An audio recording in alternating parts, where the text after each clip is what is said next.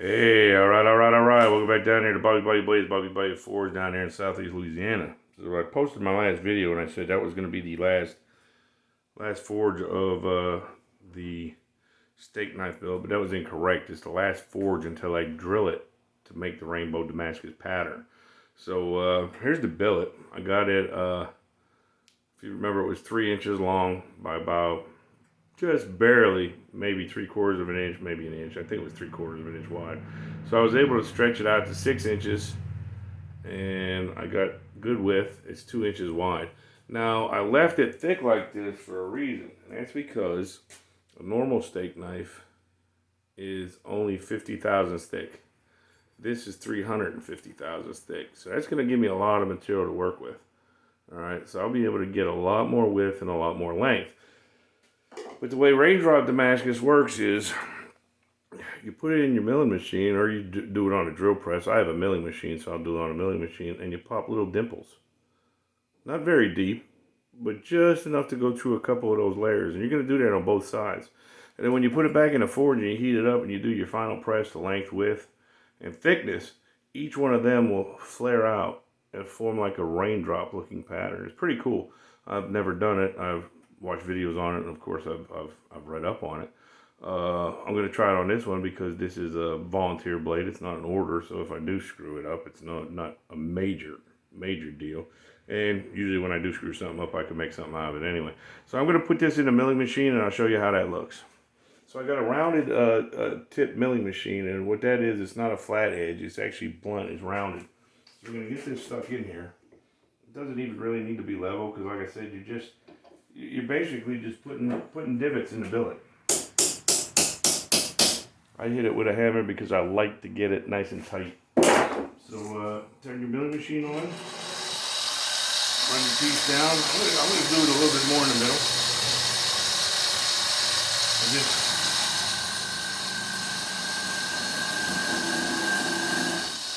start putting indentations in it. And that's all you're doing.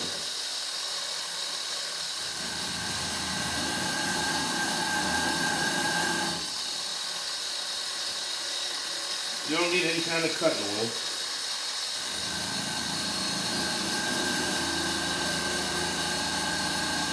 There's some hard spots in there. You can hear it when it's hard.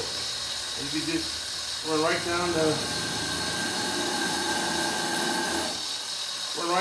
length. There is no set pattern. You're just dimpling the material. That's all you're doing.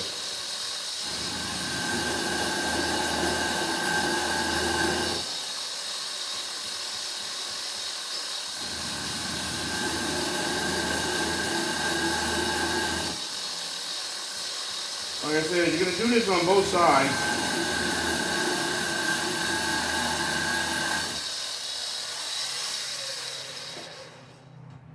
I'll get my hammer here.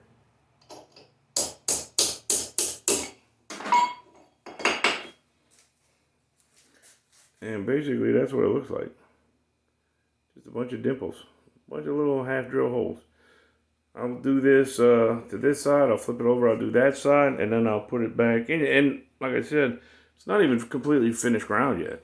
And it doesn't matter because it's gonna get put in the press again. So I'm gonna do this to both sides and get it back in the forge. I'll show you what it looks like. I'll do a quick little video maybe after I get it all dimpled out and stuff before I put it back in the forge. But pretty curious to see what this billet's gonna look like. We're gonna try to stretch it out to 9 inches and 3 inches wide, and that will give me enough for 2 blades at least. I might be able to go even further depending on how thin I could get it. So hey, y'all keep watching my videos. Go to my YouTube channel, get all your friends, like and subscribe. Y'all view, subscribe, and as always, please, if you get a chance, go over to my website and check it out, BobbyBayouBlades.com.